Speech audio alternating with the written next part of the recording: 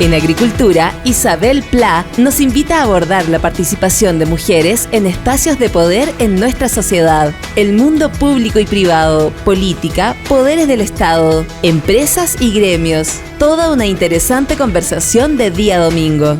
Isabel Pla nos invita a Poder Positivo.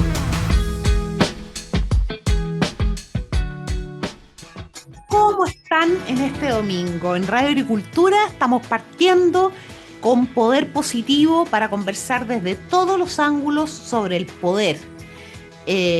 ¿Cómo se está ejerciendo el poder en Chile? Y especialmente nos interesa en este programa conversar con las mujeres que están ejerciendo algún nivel de poder o influencia en la política, en la academia, en las empresas, en la cultura.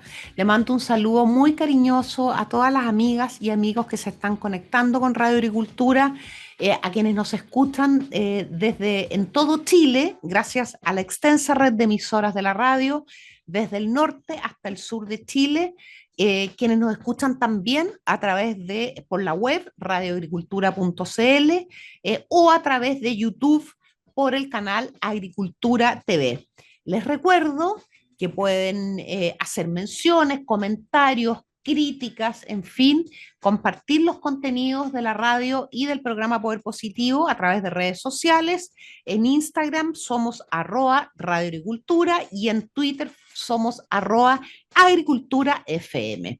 Este domingo tenemos una invitada muy especial, es una mujer joven, con mucha garra, que ha emergido con mucha fuerza en los medios de comunicación y especialmente en los espacios de opinión, en los medios escritos, en la radio, y está cada vez más frecuente, es una invitada cada vez más frecuente también en televisión. Nuestra invitada es abogada de la Universidad de los Andes y tiene un máster de la Universidad de Saint Thomas en Estados Unidos.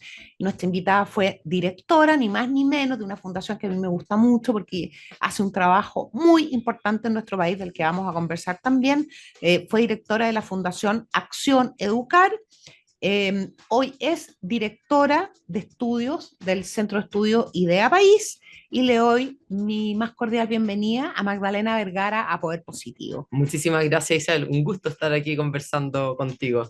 Muchas gracias, Magdalena. Tenemos hartos temas y vamos a partir por uno en el que tú tienes una experiencia y un conocimiento muy importante. No está muy de moda hablar desde la evidencia y la experiencia, pero creo que lo que ha pasado, sobre todo, lo que viene pasando en los últimos años, en los últimos meses, y lo que vuelve a pasar esta semana nos obliga a abrir esta conversación con el tema de la educación, y en dos sentidos. Partamos por los hechos de violencia que volvieron a expresar jóvenes de liceos emblemáticos esta semana en Santiago. ¿Cómo lo ves? ¿Por qué ocurre? ¿Por qué se admite? ¿Cómo se enfrenta? A ver, lo primero es que efectivamente es lamentable los niveles de violencia a los que hemos llegado en la educación, en el ámbito escolar. Y eso no es algo nuevo, o sea, nosotros cada vez pareciera que es como, oye, hechos recientes, quemaron un bus, están atacando oficina del ejército, en fin. Y esto viene mucho antes de la pandemia, viene antes de los movimientos sociales incluso. Entonces, ha sido un germen que se ha instalado lamentablemente, y de hecho si uno mira las encuestas, ha ido aumentando, por ejemplo, la cantidad de jóvenes que están de acuerdo con la violencia como una legítima expresión. Entonces, eso es realmente o sea, menoscaba finalmente esa posibilidad de desarrollo, y es un germen muy nocivo para cualquier sociedad finalmente, el que la violencia sea una legítima expresión de las ideas, en fin. Entonces, creo yo que en parte por qué se ha dado y por qué en los últimos años también, y yo creo que especialmente luego del estallido social, ha sido tan fuerte, yo creo que porque no había una condena real a estos hechos, y también ha faltado obviamente una capacidad por parte del Estado a hacerse cargo, ¿no es cierto? Quizá uno pueda ver efectivamente esto centrado como la cara visible solo en liceos emblemáticos, pero es algo que también está presente en otras escuelas. Recordemos lo que pasó hace algunos años en el sur también, que un estudiante llegó con un arma a la escuela. Hace poquito también en el norte hubo un estudiante que también atacó a una profesora. Entonces fue una noticia de ayer de EMOL. Entonces es algo que está dentro de, lamentablemente, inserto.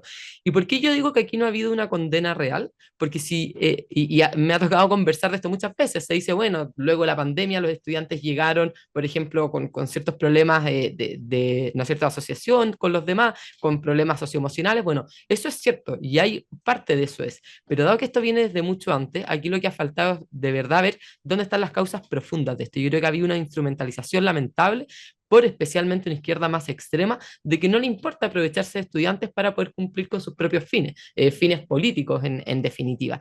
Y cuando uno ve, por ejemplo, justo después del 4 de septiembre, que distintas figuras políticas, después del plebiscito, efectivamente, que figuras políticas, algunos ex convencionales, otros importantes, se supone que de centros de estudios incluso, avalando que los estudiantes estuvieran en la calle con violencia, en el fondo, manifestándose. Vamos a recordarle a quienes nos están escuchando que el plebiscito fue el 4 de septiembre y el lunes o martes empezó nuevamente una avalancha de violencia, atacando estaciones de metro, saltándose, o sea, reproduciendo un poquito lo que había ocurrido en los días previos al estallido, ¿verdad? Entonces, cuando uno ve que personas avalan esa situación y decían, bueno, esto me vuelve a traer esperanza, que en el fondo es, uno, denostar la opinión de los 8 millones de personas, que eran más del 50% de la población, que ha dicho, nosotros no queremos una constitución, pero si tú avalas esas conductas, ¿cómo luego no vas, el estudiante no se va a sentir en el fondo envalentonado para seguir haciendo eso? Entonces, yo creo que cuando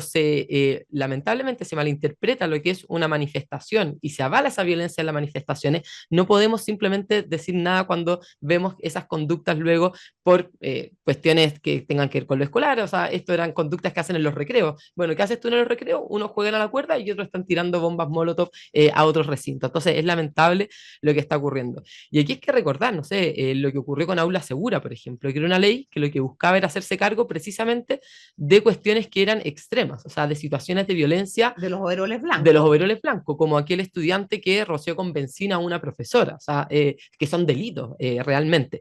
Y lo que buscaba la ley era hacerse cargo porque no permitía a los recintos, a los directores, tomar ciertas medidas más extremas para, por ejemplo, separar al profesor de quien lo había agredido. Y para expulsar también y para al poder alumno. expulsar al alumno. Los colegios tienen muchas dificultades. Hoy día quizás no sé, pero hasta hace poco los colegios tenían las manos amarradas frente a un alumno que estaba irrumpiendo con violencia en la comunidad escolar. Entonces, hasta el día de hoy, bueno, en ese momento se criticó muchísimo la ley de aula seguro, se decía que aquí se estaban criminalizando a los estudiantes, en fin, una serie de cosas. Y hoy día incluso el actual ministro, Iracy Hasler, la alcaldesa de Santiago, dijeron, bueno, nosotros no vamos a aplicar estas medidas porque no están de acuerdo. Y porque es lo mismo que creo yo que tiene este germen el gobierno de que no hay un convencimiento de que el Estado está para resguardar el Estado de Derecho también. Y que cuando un estudiante en su comunidad educativa sufre de violencia, porque no solamente es quien la ejerza, hay otros que sufren de violencia, se está afectando desde la base de la sociedad misma, pero también su posible desarrollo futuro. Si en la comunidad escolar es finalmente donde el estudiante aprende también a vivir en sociedad, en parte, esto del tener la confianza en el otro, de saber expresarse, de saber convivir con otro. Entonces es muy lamentable cuando uno ve que instituciones tan importantes para el desarrollo humano se ven finalmente rotas por este tipo de situaciones como es la violencia al interior de los recintos. O sea, a mí me faltó, no sé cómo lo ves tú esta semana, primero me faltó la condena y la acción política para garantizarle al resto de los estudiantes el derecho a seguir estudiando. Me faltó la voz muy potente del ministro de Educación, que incluso, no sé si lo viste, pero escribió en la semana una carta muy rimbombante en el Mercurio, que la educación del futuro necesitaba innovación, perspectiva de género, nuevos paradigmas, todas esas cosas que les encanta, ¿verdad?, a cierto mundo político escribir y decir. Pero la verdad es que nada de eso es posible si hay un grupo de estudiantes probablemente instigados por adultos, incluso por apoderados, que está rociándote con benzina, ¿cierto?, en el patio o la oficina del director. Y me faltó, por cierto, la alcaldesa, la responsabilidad de la alcaldesa. Yo oí a una alcaldesa, Iracy Hasler, en algún momento, no sé si lo oíste, reclamar contra los militares, aun cuando los estudiantes habían atacado ni más ni menos que un cuartel del ejército. Así es. Bueno, es curioso porque de hecho el gobierno incorpora al ministro de Educación dentro del comité político para dar una señal de si nosotros nos vamos a hacer cargo de estos temas de violencia, pero es verdad que el ministro pareciera que está en otra. De hecho, es hoy día que publicó la carta que tú dices sobre estos nuevos paradigmas en la educación, donde habla de una serie de cuestiones y sin hacerse cargo de los problemas que hoy día se evidencian como más importantes dentro de la educación. Uno es violencia sin duda, pero lo otro es los temas de recuperación de aprendizajes, por ejemplo, ejemplo, o todo lo que tiene que ver con la nueva instalación de la educación pública, que está totalmente abandonada en este caso, y era la gran crítica que hacían al gobierno anterior, ¿no es cierto? Es que hablemos de eso. Pasemos ya, hablamos de la violencia, pasemos ahora a los temas de fondo de la educación. Por ahí hay algunas cifras que dicen que la deserción escolar está aumentando. Yo te hago la siguiente pregunta. El debate sobre la educación estuvo presente en la política por lo menos 5 o 6 años entre el 2011 y hasta casi el final del segundo gobierno de Mm. Bachelet. Hoy día, con el aumento de recursos, con todas las reformas que se hicieron, con el fin famoso del lucro, el fin de la selección y todo lo demás, incluso la gratuidad en la educación superior, hoy día, ¿es mejor o es peor la educación pública que hace 7 años? ¿Tienen efectivamente mejor calidad como se perseguía? ¿Se cumplió ese objetivo? Mira, es una pregunta difícil que responderla como con el sí y el no. Yo creo que obviamente en ciertos ámbitos han habido ciertos avances. Por ejemplo, cuando uno habla del aseguramiento de la calidad, la búsqueda de que, o el apoyo que se le entrega a las escuelas para que efectivamente cuenten con cierta calidad. Pero sin duda son muchos los problemas de fondo que todavía quedan y lamentablemente la pandemia hizo un retroceso gigantesco del cual va a ser muy difícil salir. Pero lo cierto es que gran parte de las problemáticas se intentaron resolver de forma estructural y no yendo al fondo del asunto. Yo creo que en parte en el discurso se ha perdido que lo relevante de una escuela es precisamente los aprendizajes de los estudiantes. Hay otras cuestiones que son súper importantes, ¿no es cierto? El tema del desarrollo socioemocional y otros, pero hemos de cierta forma dejado de lado el fundamento último del colegio, que es ese aprendizaje, que un niño en primero básico aprenda a leer y a escribir. Y lamentablemente eso Una hoy día... obviedad en algún sector social, ¿cierto? Cuando un niño, uno sabe que va a pasar a segundo básico, siempre sabiendo leer y escribir bien, mejor, Mm. pero tal vez no es tan obvio en el resto de la población, ¿verdad? Así es, o sea, es parte de lo problemático y hoy día uno ve, y esto como testimonial, porque lamentablemente no tenemos información todavía verídica que nos permita ver cuál es la verdadera situación de la educación actualmente, pero uno conversando con profesores, con directores, cuentan del drama que se está viviendo en educación, desde el punto de vista que efectivamente los estudiantes sufrieron mucho, desde el punto de vista de relacionarse con el otro, también de los aprendizajes, cuántos estudiantes están leyendo monosílabamente y no saben, de repente no entienden, o sea, que eran problemas que veníamos hoy día totalmente están insertos en la educación. Tú comentabas el tema de la deserción. Hace poquito salió unos datos de que más de 70.000 parvularios no han tenido ningún contacto todavía con su establecimiento. No sabemos cuántos colegios realmente se encuentran todavía cerrados. Entonces, yo creo que lamentablemente el Perdona, pero ministerio... ¿en qué está el ministro de Educación? Yo no, yo o sea, te lo pregunto a ti, Magdalena, y se lo pregunto a quienes nos están escuchando. No, pero es que la Magdalena nos está contando cosas que son esenciales. O sea, si un niño no va a clase, o sea, ¿de qué sirve que tengamos una educación de mejor calidad si no está llegando esa niña, ese niño? Si los niños, ¿verdad?, no pueden salir al patio porque los compañeros están quemando, ¿cierto?, el kiosco donde venden chocolate. ¿En qué está el gobierno del presidente Boric, que marchó, cuyos líderes marcharon, ¿cierto?, durante un año completo por las calles de Santiago y de Así otras es. ciudades, por la educación de calidad? ¿Y en qué está el ministro Ávila, que no le escucho mucho la voz, salvo esta carta rimbombante, que Mm. habla de unas cosas que son muy interesantes, pero si una niña no sabe leer y no sabe sumar y restar, no tiene ninguna posibilidad? Sí, yo creo que lamentablemente aquí el ministerio está sin una agenda absolutamente y está con y la agenda que tiene es ideológica, sin ser capaz de hacerse cargo de los grandes problemas de educación. O sea, abandonamos las grandes discusiones para hacernos cargo y dónde está, en el fondo, de qué manera se está tratando de hacer cargo el ministro. Es, por ejemplo, con la suspensión del CIMSE, la suspensión de la evaluación docente, que nada de eso en A todo lo que realidad... sea medir. Claro, nada de eso en realidad nos va a ayudar a hacernos cargo de la situación que estamos hoy día. Incluso el Consejo Nacional de Educación dijo la relevancia de hacer el CIMSE para conocer la situación en la cual estamos hoy día. Entonces, es lamentable que, por ejemplo, hoy día esté liderando la batalla de este nuevo paradigma de la educación, que no dice nada en realidad, y no se está haciendo cargo de las cuestiones más elementales que necesitamos hoy día, de la ejecución del plan de recuperación de aprendizaje. ¿Cuánto de eso realmente se ha avanzado y cuánto no? Hasta hace poco se dio información de que no se había ejecutado nada del presupuesto para el apoyo de tutoría, que da la evidencia es uno de los programas más esenciales para precisamente apoyar a los profesores en esa recuperación de Pero tú dijiste aprendizaje. recién que no se sabía sabía cuántos colegios no habían vuelto todavía, pero ya estamos, ya empezamos hace ratito el segundo semestre. ¿No tiene el Mineduc información de cuántos colegios todavía no reanudan sus Mira, clases? al menos no la ha comunicado, que era algo que se había avanzado bastante en la pandemia, entregar información verídica al momento en el fondo para ir conociendo en qué situación estamos, que es la única manera de que luego el Mineduc pueda salir en apoyo focalizado de aquellas escuelas que más lo necesitan y entender por qué hay escuelas que, por ejemplo, todavía no abren y atender a esas problemáticas concretas. Estamos en Radio Agricultura, en programa Poder Positivo, conversando con la abogada Magdalena Vergara, que es además directora de estudios de Idea País. Vamos a ir a una pausa, quédate con nosotros, volvemos en minutos. En Agricultura es Poder Positivo, con Isabel Pla.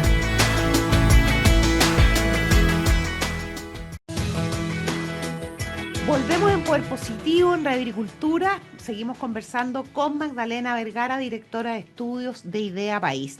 Magdalena, ¿cómo estás viendo tú el Chile post-plebiscito? En dos sentidos. Primero, ¿cómo lees hoy día, que ya ha pasado un mes, el resultado del rechazo, esa votación del rechazo, 62%? ¿Y cómo estás viendo y cómo crees tú cuál crees tú que debiera ser el camino constitucional de Chile? Sí, a ver, yo creo que a un mes del rechazo uno ve que todavía no hay una agenda clara quizás por parte de, en general, las autoridades de hacia dónde vamos, ¿no es cierto? Yo creo que están estas conversaciones que están teniendo los partidos políticos para avanzar a una nueva constitución y yo creo que ese es el camino correcto, avanzar hacia una nueva constitución, cumpliendo un poco la palabra también de que en el plebiscito hace menos de, no, un poco ya más de un año se votó de que se quería una nueva constitución en el país. Pero yo creo que todavía no está muy claro, bueno, cómo lo vamos a hacer, cuáles son los aprendizajes que tuvimos respecto del fracaso que fue la convención constituyente, respecto a ciertos contenidos también.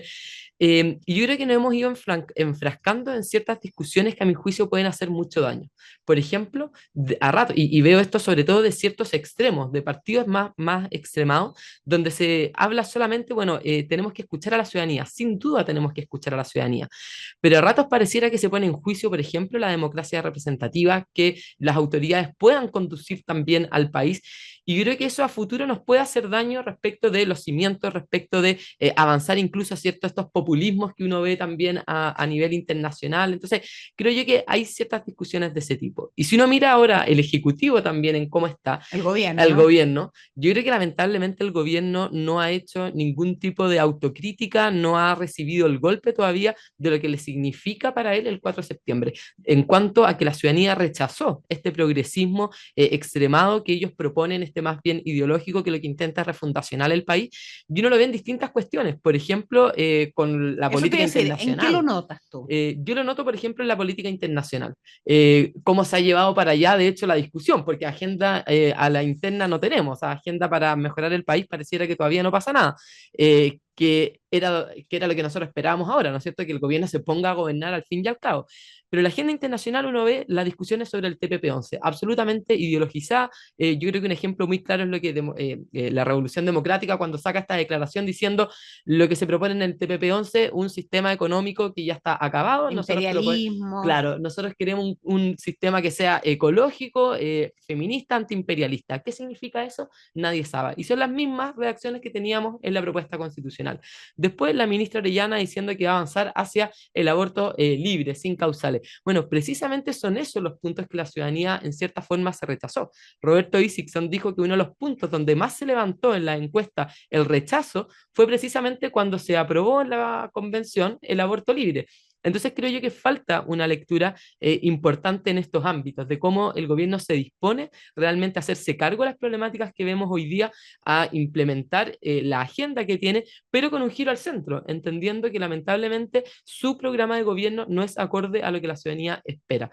Y por supuesto, declaraciones como las del presidente respecto a que en el fondo ellos parecieran estar más iluminados que nosotros y van más rápido y que nosotros no estamos listos, creo yo que solo relata la soberbia que se manifestó también en la convención y que es muy propia de grupos más extremos que en definitiva no son capaces de leer a la ciudadanía. Y creo que Josefina Arauz relata muy bien esto, haciéndose cargo un poco un libro de Chantal Dissol, que habla de esto de que, bueno, estos grupos progresistas de alguna manera buscan representar a la sociedad, hacerse cargo como voceros del pueblo en el fondo, pero cuando el pueblo manifiesta no estar de acuerdo con lo que ellos proponen, y hay ejemplos muy claros, por ejemplo, en la migración o en otro, bueno, lo que ellos hacen es rotear al pueblo, ¿no es cierto?, denostarlo. Y ahí aparece todo lo que muchos convencionales incluso, era como hablaban del facho pobre, de rotearon, de muchas cosas de ignorantes los trataron en general a la ciudadanía por no haber votado a favor de la propuesta constitucional. Entonces, es muy claro ahí, creo yo, lamentablemente, que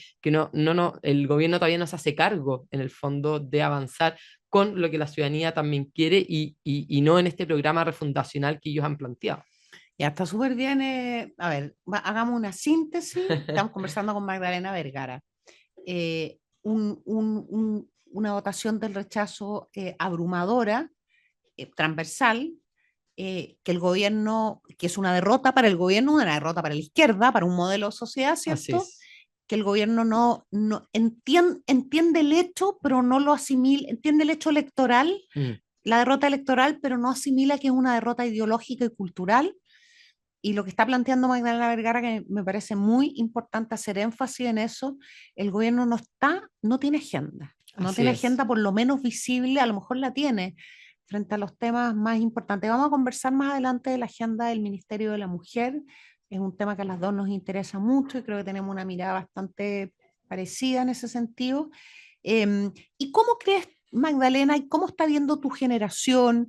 ¿Cómo están viendo, verdad, esta generación que está trabajando en los centros de estudio, en los medios? Tú acabas de nombrar a Josefina Arao, tú misma y otros jóvenes. ¿Cómo están viendo el camino constitucional?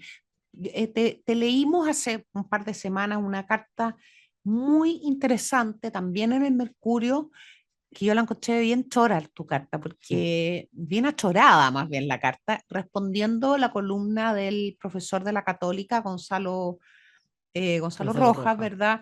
Que decía que, bueno, había ganado el rechazo y con esto se cerraba este proceso fallido y seguíamos con la constitución como si nada. Entonces, cuéntame cómo la ves hoy día todo ese tema, cómo seguimos Sí, a ver, o no seguimos. o sea, de todas maneras creo yo que tenemos que seguir en este proceso. Y yo creo que aquí hay ciertas discusiones como que se entrecruzan, ¿no es cierto? Porque quienes abogamos porque tenemos que seguir en un proceso constituyente, en nada obsta que podamos también avanzar de forma paralela y de forma importante en las problemáticas sociales que hoy día están patentes, temas de educación, en temas de salud, pensiones. Tanto así que creo yo que debiéramos circunscribir los temas constitucionales a lo propiamente constitucional, que tiene en gran parte que ver con cómo pensamos un sistema político Instituciones, institucional, claro, separación de poderes. efectivamente, que sea capaz de hacerse cargo de mejor forma de procesar las demandas sociales y en el fondo de pensar la democracia, que no es algo solamente en Chile, o sea, hay un desgaste de la democracia a nivel internacional del cual tenemos que hacernos cargo en una sociedad que es más moderna, que es más compleja, que hay ciertos actores también que son diversos. Entonces, a mi juicio me parece que es lamentable que hoy día haya sectores que se opongan a esos cambios, pensando que está todo bien, que hay un status quo, que en el fondo la ciudadanía lo que les dio el 4 de septiembre fue decir, ¿sabéis qué? Mejor dejémoslo todo igual porque lo que nosotros queremos es la constitución, ¿no es cierto?, del 80, la constitución vigente. Y yo creo que esa es una lectura errada, porque la ciudadanía se manifestó con creces, fue una respuesta frente a la propuesta de la convención. Y anteriormente ya había manifestado un nuevo cambio constitucional, que podemos decir Tiene, va. tiene a ver, una pregunta, stop, Magdalena. ¿Tiene vigencia políticamente? No tengamos una Hmm, discusión chiquitita. ¿Políticamente tiene vigencia el 80-20 de octubre del 2020? yo creo que absolutamente. Y creo que es así, bueno, una elección no anula la otra, ¿no es cierto? Yo creo que aquí hay un proceso que no se termina ni empieza, de hecho, con ninguno de los dos plebiscitos. La discusión constituyente viene muy previa a esto, o sea, recordemos que incluso con Michelle Bachelet ya estábamos hablando de una propuesta constitucional distinta de cambios constitucionales. ¿Te Eh, acuerdas de la campaña ACE Además, que fue para la elección presidencial del 2013? así es. Imagínate, 10 O años sea, ya. llevamos mucho tiempo Llevamos en más de una esto. década, sí. Y yo creo que es bueno que haya un cambio constitucional, también políticamente. O sea, nosotros no podemos seguir que nuestra piedra en el zapato para avanzar en las grandes reformas en políticas de Estado sea finalmente una constitución que lamentablemente llegó como a un cierto tope. Podemos estar más o menos de acuerdo frente a los contenidos, pero una constitución también tiene una dimensión sociológica, que es que tiene que representar también al pueblo. Tenemos que sentir la confianza y hacer nuestra esa constitución. Si no, termina siendo palabra vacía. Y si uno ve las discusiones legislativas, incluso cómo pasamos a llevar la parte constitucional, o sea, ya desde ese punto de vista uno dice, bueno, hoy día tenemos una constitución que está bastante debilitada, y eso es un problema para cualquier certeza jurídica de cualquier orden que queramos el día de mañana seguir trabajando. Claro, decir hoy día, declarar la inconstitucionalidad de un proyecto casi que irrelevante. El parlamentario sigue Así adelante con el es, o sea, proyecto. bueno, mero Lo trámite. insiste, lo insiste, lo insiste. ¿Y cómo ves tú, Magdalena, el debate que ha ido tomando bastante fuerza y sobre todo esta semana en distintos espacios respecto de, por una parte, la posibilidad de darle una mayor entidad al Congreso en Mm. este tema? De distinta manera, o como el único constituyente, o designando expertos. ¿Cómo ves eso? Y por otra parte, también lo que ha ido tomando mucha fuerza y tal vez debiera ser, no sé cómo lo ves tú, debe ser el resultado de un cansancio y de un miedo de la ciudadanía por Sí. la experiencia traumática que vivimos con la convención. ¿Cómo estás viendo tú este levantamiento con tanta fuerza de que sean expertos designados los que escriban el texto, nuevo contexto constitucional? Sí, parto como de atrás para adelante quizás, pero yo creo que un problema que nos enfrentamos que no es menor es precisamente este cansancio de la ciudadanía. Yo creo que eso es algo de lo cual tenemos que hacernos cargo, y por eso es tan lamentable lo frustrado que fue el proceso de la convención, porque si ya veníamos con una ciudadanía desgastada, que no tenía ningún tipo como de afección por la política, o sea, hoy día ese quiebre se da de cierta forma de mayor manera. Y por eso mismo creo yo, por ejemplo, que pensar en plebiscitos de entrada me parecen que son tan complejos, ¿no es cierto? Porque pueden incluso deslegitimizar un proceso en el cual hemos estado viniendo, porque posiblemente no vamos a tener el porcentaje de participación porque la ciudadanía ya se Nos cansó. vamos a echar de O nuevo en la sea, misma discusión. exactamente. Entonces, eso por una parte, y eso lo tienen que ver los partidos, por eso creo que es importante que los partidos, que las autoridades sepan conducir el país. Se está escuchando a la ciudadanía, eso no quiere decir, pero también nosotros los elegimos para que precisamente sean capaces de dar soluciones a los problemas que nosotros tenemos. Entonces, yo creo que en ese ¿A punto de eso te vista es refieres relevante. a eso te refieres? ¿Por qué no redondeamos mejor para quienes nos están escuchando? ¿A eso te refieres con democracia Representa, representativa? ¿A qué así se es. opone esa democracia representativa? Cuál es la otra moneda? ¿Cuál es la cara? Y por qué lo que tú estás planteando tiene que ver con democracia representativa? O sea, la otra cara sería esta como democracia directa, ¿no es cierto? Donde hay una relación directa entre el individuo y el Estado, de alguna manera, que era bastante lo que se proponía, de hecho, en la propuesta de constitución. Y yo creo que eso es problemático. Aquí me voy a meter quizás unos temas más de fondo, pero por varias razones. Uno, porque creo yo que eso desincentiva la asociatividad propia de las personas, que es donde mejor se puede vivir la democracia, en el fondo donde nosotros podemos, o sea, la democracia entendida de la posibilidad de nosotros de desarrollarnos, de manifestarnos, de expresarnos, de ejercer De nuestra libertad. juntarnos quienes tenemos la misma idea. Así No, es, este es el tú a tú. Yo me así las es, arreglo con mi alcalde, yo me las arreglo exactamente. Y eso, con mi gobernador. claro, y eso cómo tú canalizas las problemáticas. O sea, lo que atiendes ahí es hacia cierta individualidad, una política medio identitaria también, donde no hay proyectos comunes y donde se pierde el rol que cumplen los partidos, que cumplen un rol importante desde el punto de vista de la responsabilidad también, pero también de aunar ciertas ideas dentro de los ciudadanos. Entonces, cuando dentro de lo debilitado que ya están los partidos, nosotros les decimos, oye, no, o sea, no tienen esta posibilidad de conducir al país, bueno, ¿para qué los tenemos? Si los gobernantes se vuelven meros como voceros nuestros, nosotros no siempre tenemos todas las respuestas y lo elegimos para que precisamente ellos puedan conducir estas cuestiones. Entonces, eso es lo que yo pienso que en el fondo está bien que hoy día nos den ciertas soluciones. Ahora, respecto del rol de los expertos y no expertos y el rol del Congreso, mi mirada es que creo que sí tiene que haber un mecanismo independiente al Congreso que ejerza esta discusión o que termine como desarrollando el proceso constituyente, en parte porque creo que el Congreso tiene que enfocarse principalmente a resolver los problemas de política pública concretos, pero también porque creo que tiene que haber una discusión distinta y ahí donde participen expertos que yo creo que perfectamente pueden ser designados por el Congreso, comprendiendo el rol que tienen En la estos. representación que tienen las Claro, fuerzas en políticas. la representación de las Eso fuerzas sería políticas, democracia efectivamente. representativa también, ¿cierto? Además, claro, pero claro, con personas que sean electas, que también participen otros que sean electos por la ciudadanía, yo creo que eso sería positivo de alguna forma. Y también en el fondo es entender el proceso aquí también no podemos, creo yo que la derecha tampoco puede venir a contrarrestar lo que criticamos durante todo el proceso, ¿no es cierto? Que era venir a imponer una única mirada, hacer las cosas, una única forma. Entonces, yo creo que toda la discusión, tanto de los bordes, de los mecanismos, tiene que ser presente con que lo que aquí se está discutiendo es una constitución que queremos que sea la casa de todos. Y en eso creo yo que tenemos que saber comprender al otro estas discusiones. Y yo creo, más allá de todo, que las conversaciones van avanzando bien y que es un muy buen ejercicio para al menos tener, bueno, ¿qué es lo que estamos pensando? Si antes no hubo nada de eso, previo a la convención, en el fondo. La convención fue un órgano absolutamente autónomo que se autodirigió como que ellos venían a ser un poder originario, Bueno, de hecho, esa refundacional. fue una discusión que duró mucho rato. Así es, O sea, se les dijo que no eran un poder constituyente originario, pero ellos lo dejaron establecido desde el día uno. así Y es. también estaba escuchándote y pienso que, no sé, una idea, creo que el Congreso es nuestro constituyente, eso no cabe duda. Mm, Sin embargo, dada la historia reciente del país, de los últimos años, lo que está ocurriendo, también creo que es deseable que el debate y la redacción de una nueva constitución esté ajena a la contingencia. Y los exactamente. senadores, los diputados parlamentarios forman parte de la Mm. contingencia y según el talento con el que se enfrentan a esa contingencia se religen o no religen. O sea, es bueno que a lo mejor estés descontaminado de la posibilidad de reelegirte o no. Absolutamente, yo creo que eso es fundamental de esa contingencia, de esa volatilidad en el fondo que te exige como, bueno, yo quiero ser candidato nuevamente, de los votos, en fin. Y lo otro también, porque creo que hay que tener discusiones bien complejas respecto, por ejemplo, al sistema político, el rol del Senado, el rol de la Cámara, y es difícil que el Congreso en el fondo se defina para, por ejemplo, quitarse en ciertos ámbitos o que puedan ser más complejos respecto a la fiscalización. Entonces, también que sea un órgano externo, que no sea juez y parte a la vez, creo yo que puede ser positivo para repensar ese sistema político. No estoy hablando de eliminar el Senado ni pasar a un sistema unicameral, pero sí en ciertas cuestiones mínimas, desde, por ejemplo, el sistema electoral, que ha sido tan cuestionado.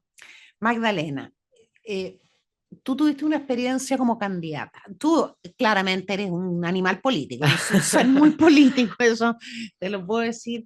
Yo que he estado la vida entera rodeado de personas muy políticas. Tú eres una persona que piensa política y me gusta mucho porque tienes mucha densidad y déjame decirlo aquí en la radio, que yo creo que mi generación en la centro derecha, en la derecha, tuvo un pecado que Daniel Mansú se ha encargado de recordarlo permanentemente y que fue que nunca alentamos el debate con densidad, nunca entendimos que teníamos, que las ideas había que conversarlas permanentemente, explicárselas a la ciudadanía, que los números, que el progreso no se explica solamente, no se explica solo, y carecimos de esto que ustedes han armado con tanta fuerza en los últimos años, que me gusta, que es el debate permanente de las ideas, en simple también para que todos podamos entender y abiertos siempre a los cambios.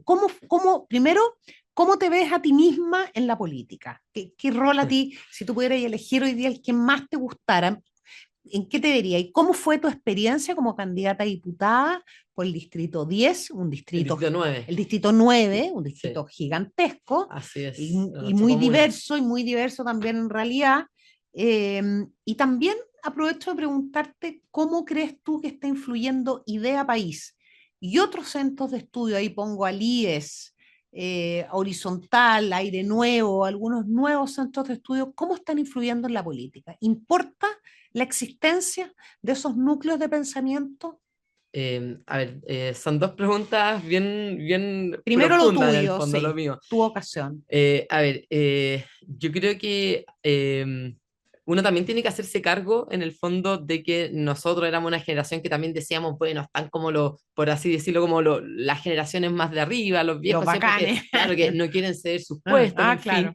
Y yo creo que uno no puede esperar aquí a que te vengan a ofrecer algo como en bandeja. Yo creo que el proceso constituyente, sobre todo la cantidad de jóvenes que decidieron salir a ciertas candidaturas, porque también éramos una generación que nos atrincheramos en los centros de estudio y estábamos cómodos haciendo política desde ahí. Y tener esa experiencia como de tirarse a la piscina, a ser candidata, a vivir lo que es la política formal, a entender muchas de las cuestiones, yo creo que es muy positivo porque también te ayuda a entender otra mirada. O sea, hacer política de verdad no es lo mismo que estar cómodo en tu centro de estudio diciendo cómo debieran hacerse las cosas. O sea, otras cosas con guitarra realmente. Yo creo que es una experiencia que ojalá más personas vivan y que yo creo que en la medida que sepamos conducir bien la política, más jóvenes también se van a atrever para decir que la política no es este monstruo en el fondo desaforado que lo que hace es comerse a las personas, que las denigras, que es todo un mundillo negro en el fondo en el cual uno se mete. Yo personalmente tuve una excelente experiencia, me gustó mucho, a mí me gusta el trabajo en el fondo directo con las personas y creo que me ayudó mucho a eso, a entender de hecho muchas problemáticas, muchas perspectivas, a ver que, claro, que no todo tampoco se basa en torno a datos, cifras y números en el fondo, sino que hay una vivencia que es cotidiana, que es del día a día, que es de la conversación tú a tú que tú tienes con la otra persona que no la puedes medir si las personas no se basan solo en evidencia, o sea, las personas sienten y perciben lo que ellos están en ese momento, o sea, sus dolores son lo que están teniendo ahí en el fondo, el llegar a fin de mes, ¿no es cierto? ¿Qué significa para ellos el La llegar o enfermedad, no? un hijo, Claro, como hoy pucha, tantos dolores en o sea, realidad. pongo un ejemplo, haciendo puerta a puerta, me tocó más de una ocasión y eso me llamó la Cuéntale a atención. quienes nos están escuchando las comunas que integran Ah, el Distrito 9. mis comunas eran Independencia, Recoleta, Cerro Navia, Los Prados, Huechuraba, Conchalí, Uh, Quinta Normal, Corazón del Partido Comunista Renca. en el corazón de ese, o sea, Así es, el bueno, Carol distrito, Carol Cariola, Cariola, Daniel Jau, alcalde de así Recoleta. es. Entonces, era una comuna, o sea, era un distrito bastante difícil, pero por lo mismo creo yo muy interesante y además que se vivió mucho ahí la pérdida de la derecha por parte de eso. Entonces, no sé, hay una experiencia buena. Y yo creo que el rol que podemos cumplir los centros de estudio es fundamental, precisamente por lo que tú decías. Es muy importante que en política no se pierda el debate de las ideas, el estar constantemente pensando también, cuestionando los propios principios como con el fin de salir a aportar también. O sea, esto que pensamos, por ejemplo, la subsidiariedad. ¿Qué es la subsidiariedad? Hoy día no se trata de que la descartemos porque pareciera que es un principio inservible, o sea, todo lo contrario, es fundamental en las bases de la sociedad, pero pareciera ser que el problema es la interpretación que le hemos dado. Entonces, ¿cómo nos O sea, aproximamos a eso desde esos puntos de ¿cómo vista, creo yo? integramos esa subsidiariedad? No sé, ¿cómo lo ves tú? Como el aporte de la sociedad civil a la entrega de bienes públicos y sociales con Absolutamente. un Estado Que social de sin, derecho, claro. efectivamente, No son incompatibles. o sea, no son nada incompatibles. Si uno mira a Alemania, que es como el estándar del Estado Social y Democrático de Derecho, tiene absolutamente el principio de subsidiariedad implícito. Entonces, y que al final no tiene otro que ver con que el Estado finalmente vea que la persona es anterior al Estado y busque su desarrollo y su actividad propia. El que nosotros podamos espontáneamente también hacernos cargo de buscar en común ciertos bienes, tener ciertos fines y que el Estado nos apoye. A veces va a ser más, otras veces menos, porque entendemos que también hay ciertos problemas y dolores sociales en el cual el Estado simplemente no puede ausentarse. Entonces, creo yo que ahí es como va a haber que ir viendo en el fondo de cada circunstancia, cada contexto, hay veces que va a ser más, otras veces menos. Y nada, yo creo que centros de estudios como Idea País estamos llamados a liderar esa centro derecha reformista. Creo yo que es hoy día lo que ojalá empecemos a avanzar sin renunciar a las ideas. No es una derecha cobarde, sino todo lo contrario, con mucha convicción, sin miedo a hablar de ¿Cómo, feminismo, a hablar de cómo, medio ambiente y cómo ves tú otros. ese? Nos quedan unos segunditos. Voy a dejar enunciada la pregunta. Nos vamos a ir. Estamos en Poder Positivo en Radio Agricultura conversando con Magdalena Vergara, abogada y directora de estudio de Idea País. Voy a dejar enunciado el punto y a la vuelta conversamos más. A propósito de esto de cobarde, de la derechita cobarde, me gustaría también tu mirada como una mujer joven, nada de cobarde, por el contrario, muy valiente. ¿Cómo ves tú esa acusación que viene desde una derecha que no forma parte de Chile Vamos?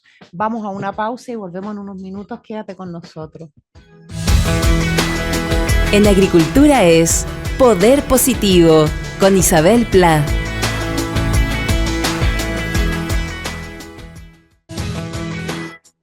Volvemos a Poder Positivo, Radio Agricultura. Estamos conversando con Magdalena Vergara, directora de Idea País. Además, Magdalena tiene un programa en la radio que después le vamos a decir que los deje invitados todos los días, un programa muy entretenido que se llama Donde las papas queman. Así es, de lunes a Eh, viernes a las 8. ya nos queda re poco de programa, se nos ha pasado hablando. Magdalena, te dejé enunciada una pregunta. qué sientes, más bien no qué piensas, qué siente tu corazón, porque tú te la has jugado harto y donde las papas queman, qué siente tu corazón cuando escuchas esto de la famosa derechita cobarde.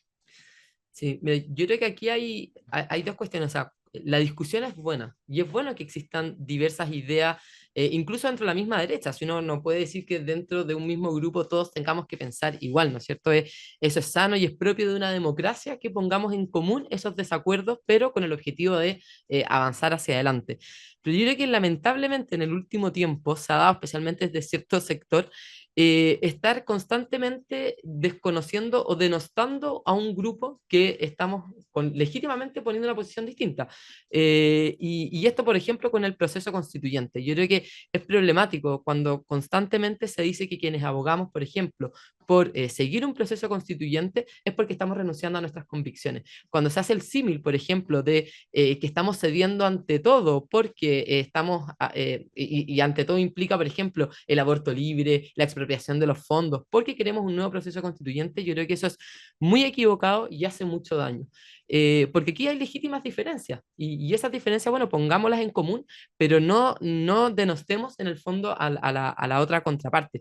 Yo creo que O sea, además, no descalifiquemos en lo personal, sí, moralmente, ¿cierto? Porque no sé cómo lo ves tú, pero yo a veces también escucho ese mundo y los encuentro primos hermanos de la izquierda radical, una izquierda, por ejemplo, Daniel Jadwe, cuando te enfrenta y no tiene respuesta, él no te contraargumenta respecto de lo que tú estás planteando, sino que te dice, cállate, tú no tienes mm, no tienes derecho a conversar, tú eres militante de la UDI o eres sí. militante del partido. Entonces, siento que también haya a este otro lado una forma de relacionarse con sus adversarios, con quienes tienen algunas diferencias, como podría ser esta otra centro derecha que está en Chile Vamos, no desde el argumento, desde el tema, desde el fondo Del de lo que se está contenido, claro. discutiendo, sino descalificando moralmente a la persona que tiene al frente. Absolutamente. Y voy a poner un ejemplo, o sea, Es poco eh, cristiano y bastante poco patriota, por lo demás, ¿no? Puede ser también. No, hay un tema también con que creo yo que, y esto se ve también, o sea, en otros ámbitos, el tema de los populismos de derecha, en fin, o sea, que efectivamente creo yo que hay un problema, no voy a poner a todo el mismo saco, pero también cuando uno ve, por ejemplo, el Partido de la Gente o el Movimiento Social Patriota, o sea, hay ciertas conductas que uno empieza a ver similares.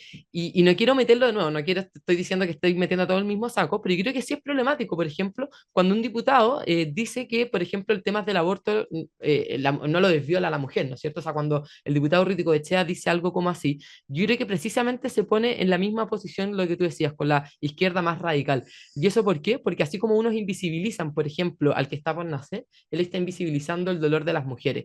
Y creo yo al menos que cuando estamos hablando de temas tan sensibles, tan complejos, con tanto dolor, como es un tema del aborto, un tema de la violación, simplemente no podemos invisibilizar ciertas cosas, no podemos no tener empatía frente a eso. Yo soy fervientemente contrario al aborto, pero aún así creo yo que ese tipo de actuaciones en política hacen mucho daño, porque además que no permiten ver la complejidad del asunto. Si lo que debiéramos estar avanzando es precisamente acompañar a la mujer en su embarazo vulnerable, en su maternidad vulnerable, ese tipo de descalificaciones o ese tipo de asuntos no nos permiten esos espacios de encuentro tampoco para poder avanzar en ello. Entonces, yo creo yo que ha habido como así como está Twitter y que, bueno, la odiosidad de Twitter, bueno, se ha tuitizado la política. En el fondo estamos actuando en política igual que como escribimos en Twitter. Y eso es un problema, o sea, creo que es un problema absoluto para por cualquier deliberación política. En el fondo no es posible la deliberación política si lo que tú estás buscando es más likes y más retuiteo. Cuéntame, para quienes nos están escuchando, Idea País está, qué está haciendo? Por ejemplo, está con tertulias, con conversaciones, con talleres. Si alguien que nos está escuchando quiere acercarse a Idea País, quiere aprender algo, quiere leerlos, ¿dónde va? ¿Cómo se contacta con ustedes? ¿Qué Bueno, les ofrecemos a esas personas? Porque yo creo que Chile está muy politizado hoy día y en buena hora. Yo soy de una generación que creció escuchando que los señores políticos eran muy malas personas. Entonces, es bueno, encuentro que está bien que esté politizado, pero también está muy bien que entreguemos contenidos. claro. O sea, sería muy bueno que todos nos politicemos en el buen sentido de la palabra, Claro, por claro, supuesto, no la exacto. política chica. No Pero ideologizado, que es otra cosa. exactamente. Bueno, en Idea País nosotros hacemos efectivamente, o sea, somos un centro de estudios que tenemos como dos corazones, la formación de jóvenes desde una mirada social cristiana que quiera en el fondo aportar a que más jóvenes se involucren en los asuntos públicos, en querer dar soluciones desde los distintos espacios, pero que comprendan también y sean capaces de hacerse parte de la discusión, de proponer ideas, en fin, esta reflexión de las ideas que decíamos que hace tanta falta y que lamentablemente los partidos sí han dejado de lado. Y por otro lado, nosotros Ya no también... tanto. Sí, han recapacitado en eso, es verdad, no les vamos a pegar innecesariamente. Pero por otro lado también hacemos una serie de análisis, propuestas y reflexiones en torno también a las problemáticas y las urgencias sociales. Y ahí abordamos temas, por ejemplo, como el tema del feminismo, temas de vivienda, en fin, hay distintos ámbitos. Y todo esto lo pueden ver igual en nuestra página web, ideapaís.cl, tenemos Perfecto. todas las redes sociales y además hacemos cursos de formación en los cuales invitamos desde escolares, universitarios, incluso profesionales jóvenes en los que vamos reflexionando, discutiendo en el fondo los distintos procesos políticos. Hemos tenido cursos desde feminismo, desde los distintos temas que abordó los nudos constitucionales, desde el multiculturalismo versus la plurinacionalidad, por ejemplo. Ahora mismo estamos teniendo un curso introductorio de social cristianismo, o sea, Ay, estamos qué bonito. constantemente Eso, pues, ahí eso avanzando. suena bien. Sí. Ideapaís.cl. Magdalena, feminismo. Primero, tu definición feminista, y hablemos un poquitito también, aterricemos un poquito la agenda del gobierno autocalificado como feminista. Sí. Mi definición como feminista es difícil porque yo creo que no existe hoy día como un apelativo, un nombre para feminismos como el nuestro, ¿no es cierto? Como que uno es como un feminista opositor al otro. Pero Inventémoslo. yo diría un feminismo social cristiano, si se puede decir, no identitario, por así decirlo. Sí. ¿Y qué quiere decir? Igualitario o liberal, en el sentido de Claro, iguales derechos, iguales deberes, iguales exactamente. oportunidades. Claro, como que, ¿qué significa eso? O sea, entender que efectivamente hoy día existen injusticias que no podemos simplemente invisibilizar frente a la situación que viven las mujeres desde el punto de vista de la pobreza. O sea, la mujer hoy día tiene rostro de pobreza y eso es lamentable en nuestro país, desde la participación laboral, la participación política y también haciéndome cargo de algún diagnóstico que tienen los feminismos más liberales también y feminismos como de izquierda, que tiene que ver con la carga que implica para la mujer tener hijos y una familia. Y yo creo que si nosotros no nos hacemos cargo de eso, lamentablemente no vamos a ser capaces de dar solución. Yo creo que ese es ahí el tema de fondo y donde tenemos la oportunidad de dar una respuesta frente a las propuestas más bien elitistas que plantean de hecho los feminismos más de izquierda, que tienen que ver con el tema del aborto, con que todo pasa por esta autonomía de la mujer, del cuerpo de la mujer en definitiva, y yo creo que más que, o sea, la respuesta no puede ser simplemente individualista, como esta autonomía propia de la mujer, que sin duda hay una autonomía, sino que tiene que ser haciéndonos cargo de lo más profundo, que es bueno, ¿cómo nos hacemos cargo entonces de la situación de pobreza de la mujer que quiere ser madre, pero que tiene toda la carga del cuidado de sus hijos, que no puede salir a trabajar por ello, en fin? Que es Y, importante lo que estás planteando, Magdalena.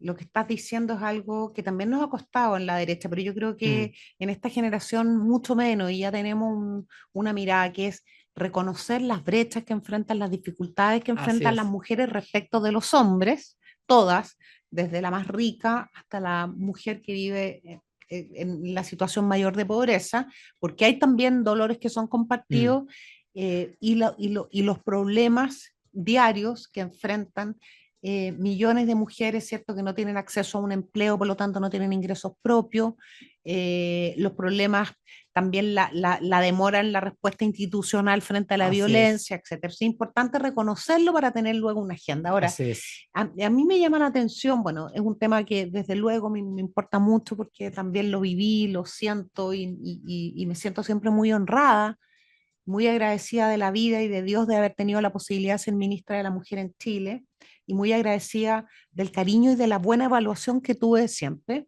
Yo siento que un gobierno que se autocalifica como feminista es un gobierno que a estas alturas ya debiera tener, primero, la ministra no se le conoce, la conocemos nosotros porque nos interesa el tema, Mm, porque sabemos, nos gusta la política, pero es la primera ministra, por ejemplo, que no está entre los ministros mejor evaluados, porque no tiene nivel de conocimiento. Y aparece con este gol de media cancha el domingo pasado, diciendo, anunciando que el gobierno va a mandar el proyecto de aborto libre. Entiendo que ese fue un gol que le hizo incluso al propio gobierno, así porque el es. comité político no sabía.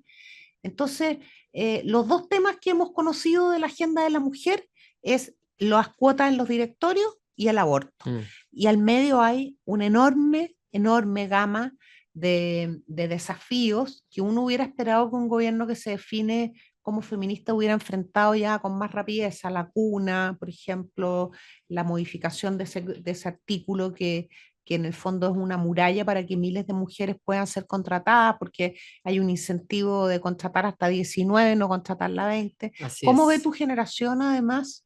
¿Cómo ve tu generación estos desafíos desde la centroderecha? ¿Qué le piden a la centroderecha? Sí, mira, Porque también ahí hay una diferencia con una derecha que está fuera, con la derecha más, no sé, no quiero ser descalificadora, pero la, la derecha, esta derecha de republicanos y otros movimientos que en el fondo, bueno, que de hecho su candidato presidencial propuso la eliminación del Ministerio de la Mujer, que tiene una connotación bastante dura en Chile, porque las mujeres miran en ese ministerio al representante de sus derechos.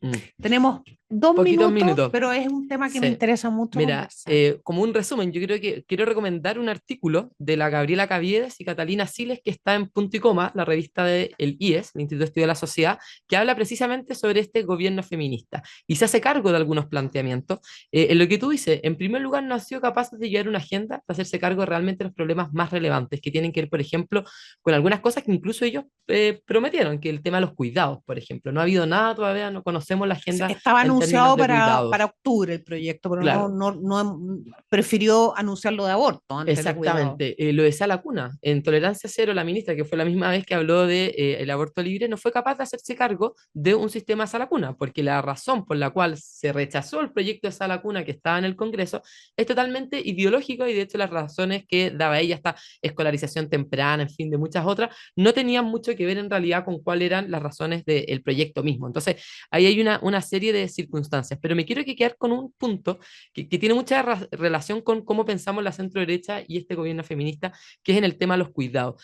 Acá, desde esta mirada de autonomía a la mujer, de este individualismo, lo que muchas veces se plantea es una sustitución de estas labores de cuidado por parte de las familias o de los vínculos filiativos por el Estado. O sea, y ponerle un valor monetario en el fondo, incluso a este vínculo. Y creo que ahí hay y que es mucho lo que habla la Gabriela con la Catalina, que yo creo que es muy, muy complejo, y ahí radica, creo yo, la diferencia. O sea, nosotros podemos apoyar a la mujer, hacernos cargo del drama que se vive, pero no intentar sustituir lo más propio en el fondo de las relaciones humanas, que sería, por ejemplo, el vínculo de una madre con su hijo. El Estado no puede ejercer como madre y padre, ¿verdad? Porque es atropellar la dignidad de esa familia, y es también un poco, bueno, hagámonos cargo, ¿no? Efectivamente. O sea, bueno, y el último punto, que creo que el tema del aborto, la ministra siempre habla del aborto como si fuese una decisión feliz para todas las mujeres, así como la tuvo ella, pero porque lo ha dicho así, ¿no es cierto?, abiertamente.